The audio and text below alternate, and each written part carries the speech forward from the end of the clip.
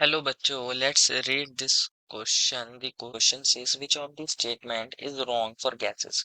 Option A, gases do not have definite shape and volume. Option B, volume of gas is equal to volume of container confining the gas. Option C, confined gas exert uniform pressure on wall of the container in all direction. And option D is mass of gas cannot be determined by weighing the container in which it is contained. बच्चों हमें यहाँ चार statements दी गई हैं और हमें बताना है कि इनमें से कौन सी स्टेटमेंट हमारी रॉन्ग होगी फॉर गैसेस। तो फर्स्ट ऑफ ऑल बात करें इस क्वेश्चन में हमारे पास की कंसेप्ट, तो की कंसेप्ट क्या होगा बच्चों, हमारे पास प्रॉपर्टीज ऑफ गैसेस, कि हमारे पास गैसेस की क्या क्या प्रॉपर्टीज होती हैं उसको हमें समझना है। तो होता क्या है बेसिकली, हमारी जो प्रॉपर्टीज ऑफ गैसेस होती हैं वो दो चीजों पे डिपेंड करती हैं। एक तो हमारे पास जो गैस होती हैं उनके बीच में inter molecular forces of attraction कैसी होती हैं। Inter molecular forces of attraction हमारे जो गैस के मॉलिक्यूल्स हैं उनके बीच में कैसी होती है, हमें ये पता होना चाहिए। और सेकंड चीज होती है हमारे पास थर्मल एनर्जी, जो रिस्पॉन्सिबल होती है हमारे मोशन के लिए, थर्मल एनर्जी। तो जो हमारी गैसेस होती हैं इनके बीच में हमारे जो मॉलिक्यूल्स होते हैं इनके बीच में हमारी very weak intermolecular forces of attraction होती हैं। कैसी होती हैं? वेरी वीक, कि बहुत हल्की सी इनके बीच में अट्रैक्शन देखने को मिलती है, बहुत कम अट्रैक्शन देखने को मिलती है मॉलिक्यूल्स मॉलिक्यूल्स के बीच में। और हमारे पास यहाँ थर्मल एनर्जी कैसी होती है? हाई होती है as compare to liquids and solids. यहाँ थर्मल एनर्जी कैसी होती है? इनकी ज्यादा होती है। तो ये इसलिए क्या करते रहते हैं, मोशन में रहते हैं। थर्मल एनर्जी रिस्पॉन्सिबल होती है इनके मोशन की वजह से। और हमारे पास क्योंकि यहाँ वीक फोर्सेस ऑफ अट्रैक्शन है तो यहाँ हमारे मॉलिक्यूल दूर दूर होंगे, तो इनके बीच में मोशंस ज्यादा होंगे। इस वजह से क्या होता है, इनकी डेफिनेट शेप एंड वॉल्यूम नहीं होती, क्योंकि मॉलिक्यूल्स कैसे होते हैं, रेंडमली अरेंज होते हैं। कोई मॉलिक्यूल कहीं है, कोई मॉलिक्यूल कहीं है, तो हमारे पास रेंडमली अरेंज होंगे, इनकी कोई डेफिनेट शेप एंड वॉल्यूम नहीं होती। हम लिख सकते हैं नो डेफिनेट शेप। इनकी कोई डेफिनेट शेप नहीं होती, इनकी कोई डेफिनेट शेप और ना ही कोई डेफिनेट वॉल्यूम होती है। ना तो इनकी डेफिनेट शेप है और ना ही वॉल्यूम है। तो हमारी जो स्टेटमेंट फर्स्ट थी कि गैसेस की हमारी डेफिनेट शेप एंड वॉल्यूम नहीं होती, ये वाली बात सही है, ये रॉन्ग स्टेटमेंट नहीं है। सेकंड में बोला है volume of gas is equal to volume of container confining the gas.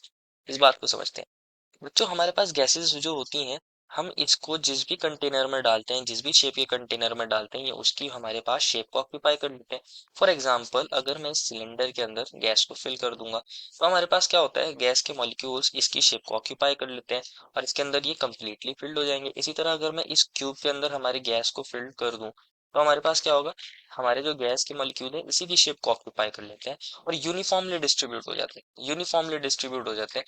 तो हमारे पास जो वॉल्यूम ऑफ सिलेंडर हो जाएगा वो हमारी वॉल्यूम ऑफ गैस के इक्वल हो जाएगा, क्योंकि हमारे गैस ने बिल्कुल वही शेप वही वॉल्यूम ऑक्यूपाई कर ली है, बिल्कुल वैसी ही शेप ऑक्यूपाई कर ली है। हर हमारे जितने भी कॉर्नर्स हैं, जितने भी हमारे सेंटर है, जहां जहां हमारे पास स्पेस है, वो हर उस स्पेस पे गैस के मॉलिक्यूल्स प्रेजेंट हो जाते हैं। तो इनकी वॉल्यूम हमारे पास किसके इक्वल हो जाती है, गैस की वॉल्यूम।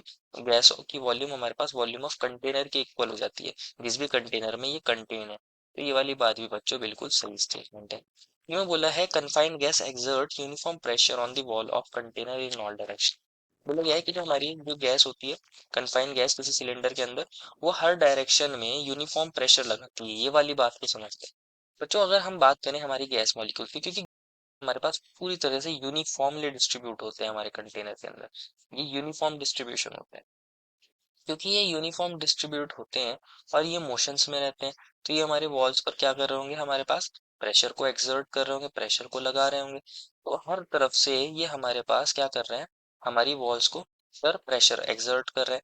तो ये क्या करते हैं, ये इक्वल प्रेशर लगाते हैं, हर तरफ से इक्वल प्रेशर देखने को मिलता है, यूनिफॉर्म प्रेशर देखने को मिलता है। गैसेस की खास बात क्या होती है कि ये यूनिफॉर्मली डिस्ट्रीब्यूट होते हैं, तो ये यूनिफॉर्म प्रेशर लगाते हैं हमारी वॉल्स पर, हर तरफ से जहां जहां से कवर्ड है ये यूनिफॉर्म प्रेशर वहां पे लगा रहे होते हैं।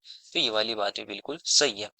अब बोला गया है डी ऑप्शन में कि जो हमारे पास मास ऑफ गैस है उसको हम डिटरमाइन नहीं कर सकते by weighing a container in which it is contain, कि हम जो हमारा कंटेनर है उसके मास से हम वॉल्यूम के हमारे गैस के मास को हम बता नहीं सकते।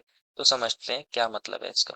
बच्चों अगर हम बात करें, अगर हमें मास ऑफ गैस निकालना है तो हम क्या कर सकते हैं, मान लीजिए मेरे पास कोई कंटेनर है, ये मैं एक सिलेंडरिकल कंटेनर ले लेता हूँ। क्या ले लेता हूँ, एक सिलेंडरिकल कंटेनर ले लेता हूँ। और इसके अंदर मुझे अगर मास ऑफ गैस निकालना है तो मैं क्या करूंगा, पहले इस एम्प्टी कंटेनर का मास ले लूंगा। क्या करूंगा, इस एम्प्टी कंटेनर का मास ले लूंगा।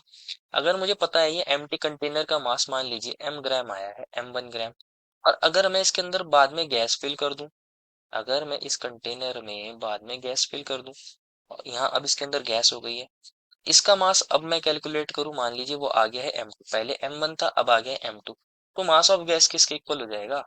मास ऑफ गैस इक्वल हो जाएगा, अगर हम बाद वाले मास में से जो हमारे पास गैस के साथ आया था m2, उसमें से एम्प्टी कंटेनर का मास माइनस कर देंगे, तो हमें पता चल जाएगा मास ऑफ गैस। तो हमें इजीली पता चल जाएगा मास ऑफ गैस, हम निकाल सकते हैं बच्चों, हम कंटेनर को वे करके हम मास ऑफ गैस बता सकते हैं। तो जो स्टेटमेंट डी है वो गलत है। Therefore, final answer is option number D. I hope you understood it well and best of luck.